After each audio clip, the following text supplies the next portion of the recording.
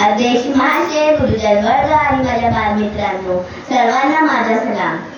आज 26 जानेवारी आहे आणि आपण प्रजासत्ताक दिन म्हणून साजरा करीत आहोत. सर्वप्रथम सर्वांना प्रजासत्ताक दिनाच्या खूप खूप शुभेच्छा.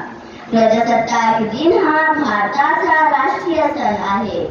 26 जानेवारी 1950 रोजी भारतात संविधान लागू झाले. डॉक्टर बाबासाहेब आंबेडकर यांना भारतीय राज्यघटनेचे शिल्पकार मानले जाते. भारताचे संविधान हे जगातील सर्वात मोठे लिखित संविधान आहे.